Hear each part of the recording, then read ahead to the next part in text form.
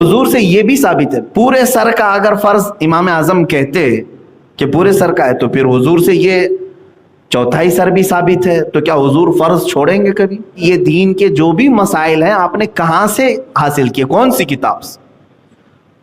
کسی نہ کسی کتاب سے انہوں نے تفسیر کو سمجھا، قرآن کی تفسیر، کسی بھی تفسیر کو پڑھ کے ہی انہوں نے سمجھا، تو ظاہر سی بات ہے پھر آپ اس مفسر کی تقلید کر رہے ہو جس نے قرآن کی تفسیر کی۔ آپ حدیث رسول پڑھ کر کے مجھے بتا رہے ہو کہ اس حدیث میں ایسا فرما چھوڑ دو گے تو ڈائریکٹ کیسے حضور صلی اللہ علیہ وسلم سے آج حاصل کر سکو گے؟ میرے عزیزو، یہ بات طویل ہو جائے گی۔ یہاں پر میں جو بات بتانا چاہ رہا تھا وہ یہ ہے کہ عوام کس کو فالو کرے؟ آپ حنفی، شافعی، مالکی، حنبلی، 4 فقہ مشہور ہیں پوری۔ ایک بات یاد رکھیں، 4 عقیدے نہیں ہیں، یہ 4 عقیدے نہیں ہیں، یہ چاروں اماموں کا خدا ایک۔ اپنا چہرہ دھو، اپنے دونوں ہاتھوں کو کہنیوں سمیت دھو، سر کا مسح کرو اور دونوں پیروں کو دھو۔ قرآن کی آیت ہے یہ، 4 فرض اس میں بتانے ہیں۔ تو تیسرے نمبر پر جو لفظ آیا ہے حدیث قرآن کا، وَامْسَحُوا بِرُؤُوسِكُمْ، اپنے سروں کا مسح کرو، اپنے سروں کا مسح کرو۔ قرآن نے یہ نہیں بتایا کہ کتنے سر کا مسح کریں، آدھے سر کا کہ پاؤ سر کا کہ پورے سر کا، سر کا مسح کرو۔ اب آپ کو جب حکم دے دیا جائے، مثال کے طور پر میں اپنے کسی اسٹوڈنٹ کو کہوں پانی لے آؤ، تو وہ پانی لے کر کے آئے گا۔ جیسے 4 شاگرد تھے، 4 اسٹوڈنٹ تھے، میں نے 4 سے کہا پانی لے آؤ، اس میں سے ایک اسٹوڈنٹ جو ہمارا تھا، ایک شاگرد، وہ گلاس میں لے آیا، دوسرا لوٹے میں لے آیا، تیسرا بالٹی میں لے کے آیا، چوتھا برتن میں لے کے آیا۔ کیا انہوں نے نافرمانی کی؟ میری نافرمانی تو نہیں کی۔ وہ چاروں آئیں گے اور کہیں گے آپ نے صرف کہا تھا پانی لاؤ، یہ نہیں بتایا کہ کس میں لاؤ۔ پانی لانے میں سارے لوگوں نے ہمارے بات کو پورا کیا، گلاس والا بھی، لوٹے والا بھی، بالٹی والا بھی، برتن والا بھی، لائے تو ہے پانی، حکم پر عمل کر لیا۔ قرآن نے کہا سروں کا مسح کرو، لیکن یہ نہیں بتایا کتنے سر کا مسح کریں۔ تو امام شافعی رحمۃ اللہ تعالی علیہ نے اپنے ذہن سے یہ مسئلہ نکالا کہ سر جو ہے یہاں سے لے کر گردن تک، ادھر سے لے کے ادھر تک، اس میں سے 3 بال کو بھی اگر چھو لیا تو سر پر عمل ہو گیا۔ تو امام شافعی نے کہا اگر کسی نے اتنا سا ٹچ بھی کر دیا مسح میں تو اس کا مسح ہو گیا، قرآن پر عمل ہو گیا۔ اللہ نے فرمایا سر کا مسح کرو، ٹچ بھی کر دی۔ تو شافعی مذہب میں وضو کرنے کے وقت اگر کسی نے تھوڑا سا ٹچ کر دیا اتنا مسح میں تو اس کا مسح مکمل ہو گیا، کمپلیٹ۔ امام مالک نے کیا سوچا؟ انہوں نے دیکھا قرآن نے کہا سر کا مسح کرو، تو انہوں نے فرمایا سر جو ہے 2 بال 3 بال کو نہیں کہتے، یہ یہاں سے لے کر گردن تک، پھر یہاں سے لے کر یہاں تک جو پورا حصہ ہے، تو انہوں نے کہا پورے سر کا مسح کرنا پڑے گا۔ تو انہوں نے اپنی فقہ میں فرض کر دیا ایک بال بھی چھوٹنے نہ پائے، پورا سر مسح کرو۔ ان کے پورے سر کا مسح کرنا فرض ہے، اگر ایک بال بھی چھوٹ گیا تو مسح ہی نہیں ہوا ان کے۔ امام شافعی نے الگ سوچا، امام مالک نے الگ سوچا،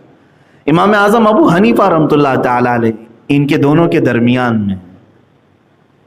ظاہر سی بات ہے، سوچنے کا مطلب یہ نہیں ہے کہ بیٹھے بیٹھے کچھ بھی اٹکل پچھو مار دیں، ان کے پاس دلیل ہونی چاہیے، کیوں سوچا آپ نے اس طرح سے۔ امام شافعی کے پاس اپنی دلیل ہے، امام مالک کے پاس اپنی دلیل ہے۔ امام اعظم ابو حنیفہ رحمۃ اللہ تعالی علیہ نے کہا کہ ہم یہ دیکھتے ہیں کہ حضور کیسے کرتے تھے، رسول پاک صلی اللہ علیہ وسلم، کیونکہ قرآن کو وہ زیادہ سمجھ سکتے ہیں۔ تو رسول کریم صلی اللہ تعالی علیہ وسلم کے متعلق حدیثیں جب پڑھی کہ آپ وضو میں مسح کیسے کرتے تھے، تو الگ الگ انداز ملے۔ حضور اکرم صلی اللہ تعالی علیہ وسلم کے مسح کرنے کے انداز الگ الگ ملے۔ کبھی حضور نے پورے سر کا بھی مسح کیا ہے، پورے سر کا مسح کیا ہے، لیکن کچھ حدیثیں ایسی ہیں، حضرت مغیرہ بن شعبہ رضی اللہ تعالیٰ عنہ کی حدیث ہے، کہتے ہیں میں نے حضور صلی اللہ علیہ وسلم کو دیکھا، ایک مرتبہ آپ نے استنجا فرمایا اور ایک کچرے کا ڈھیر تھا، اس کے قریب میں وضو کرنا تھا حضور صلی اللہ تعالیٰ علیہ وسلم کو، تشریف لائے، کھلی زمین تھی، حضرت مغیرہ بن شعبہ سے حدیث ہے، کہتے ہیں کہ پانی دیا گیا، حضور نے جیسا وضو تھا پورا کیا، مسا کا جو لفظ آیا ہے تو کہتے ہیں یہ جو پیشانی کی جتنی مقدار ہے، پیشانی کی جتنی مقدار ہے اتنی مقدار میں اپنے سر کا مسا کیا، یعنی امامہ شریف پہنے ہوئے تھے تو یہ 4 انگلیاں ہیں، امامہ کو پیچھے کر دیا اس طرح سے، تو 4 انگلیوں کا جو جتنا حصہ آتا ہے یہ پیشانی کی جتنی مقدار ہے اتنی مقدار سر کا مسا کیا۔ تو امام اعظم ابو حنیفہ نے دیکھا کہ یہ کتنا ہوتا ہے، سر کا 1/4 ہے، یہ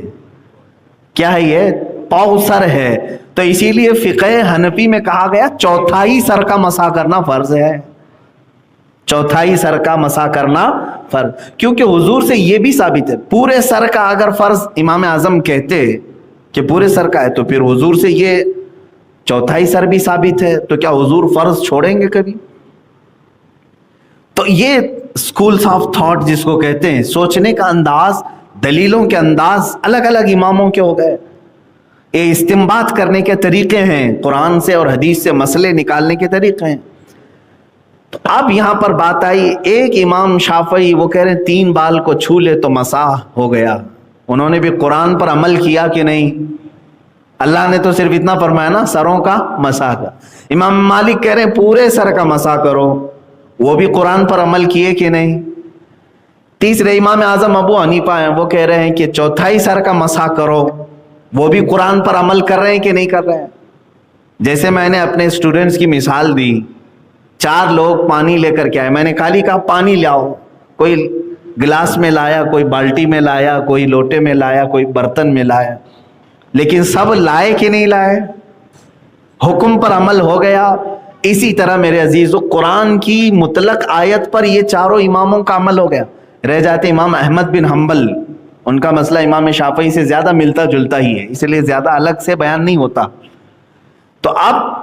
یہ تو مجتہدین کی بات ہوئی، یہ قرآن سے اور حدیث سے کیسے مسئلے نکالتے۔ السلام علیکم ورحمۃ اللہ وبرکاتہ، میرے پیارے عزیز دوستوں، بھائی اور بہنوں، جیسا کہ بھی آپ نے ہم سے بڑے عالم، محدث اعظم و فقیر اعظم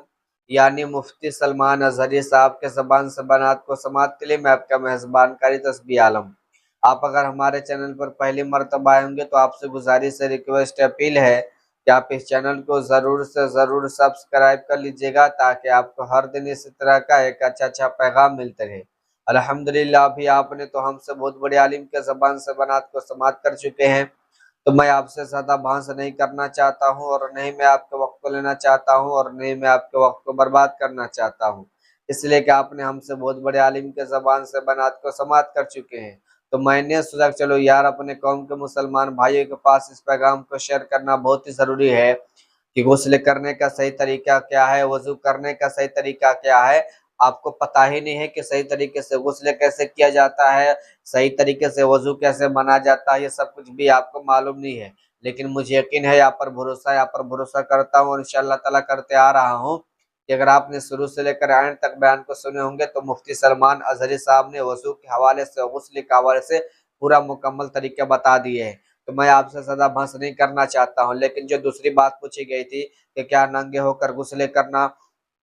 یا پھر نہانا کیا صحیح یا غلط ہے، اس طریقے سے ہمارا غسل اور وضو ہوگا یا نہیں ہوگا، تو دیکھیں آج کل کے فیشن والے لوگ ہو چکے ہیں نا،